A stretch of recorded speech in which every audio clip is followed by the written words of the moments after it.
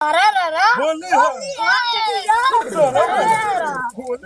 होली है भाई होली है।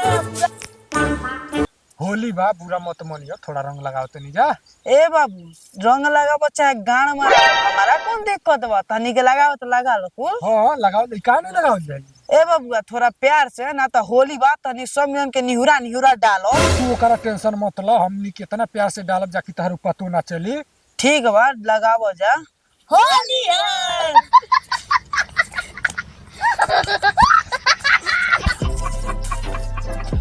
रे बांचदवा ई कौन तरीके बा रंग लगो लेके रे? नया तरीका से रंग लागल बा।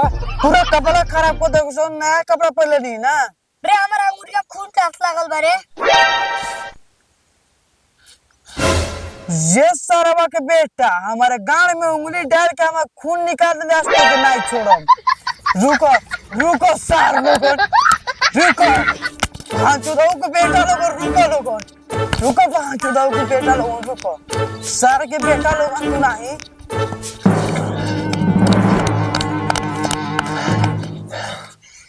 सरवा केस होत बचिए। सरवा होली बाई दोनों गाड़ हिलावता, कैमरा खोल के तो क्या नाचो मैं? चल मैं कने उनको थोड़ा डर ले आवन जा। रुक तनी कपड़ा पिराता, मुड़िया हिला के थोड़ा नशवा कम हो जा। जब ले ना सबा कम होई तले भाग जाई। चल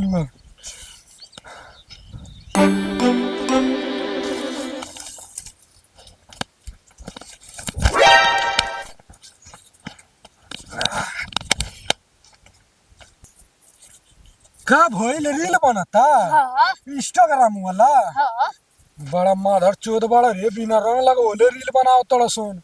रंग लगवा के बनाओ सोन। ये सब गाड़ी के कौन प्रॉब्लम बारे? रंग लगा के बनावल जा चाहे गाड़ी मारवा। हमारा दोनों में दिक्कत ही नहीं बा, कम से कम दूसरा से ना तो हमने से डलवा ले। ए सरवा हम होली ना खेलब जाकू या से। अरे जाकू ऐसे कैसे नहीं खेलबे? पूरा 100 रुपया का रंग लाइल बानी जा। 100 रुपया के लाओ चाहे 100,000 के, हम ना खेलब त ना खेलो। ना खेलबे ना खेलबे ना लेकिन हम खेलम। ये पकड़ सरवा के, खेली काहे नहीं?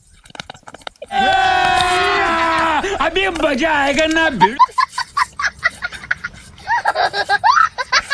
होली है होली है होली है। अब बना रील, मिलियन ना बिलियन भागी। बहन चोदो मिला हमारे गांव में का कोई लोग। चल रे होली है, ओ होली है।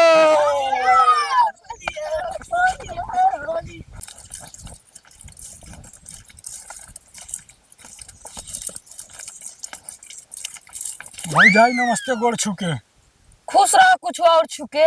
भौजाई बड़ा दिन बाद लौकलू, कहीं गई ललू का? नहीं ते घर ही रहनी ही। भौजाई पूरा 1 साल बाद रंग लगावे आई बानी, बड़ा सुंदर लागत रू। जोन अगले साल रंगवा डरले लोग मुंगर रगड़त रगड़त छुड़ात के गोरहरा गइल बनी। देखलू भौजी, हमनी से डलवो ले फायदा। भौजाई आज फिर डरवा लो, फिर 1 साल बाद रगड़ रगड़ छोड़ा लियो। नहीं रगड़त रगड़त ऊपर तो छूट जाला, लेकिन नीचे के छिला गइल बा। सरवा नीचे कौन लगौले रहल रे? हम ही लगौले रहनी।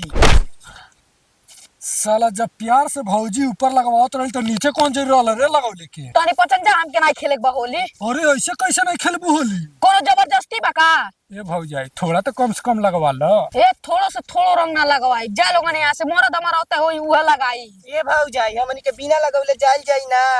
ए लगावा कुछ जबरदस्ती ना लगवई है तो लगा।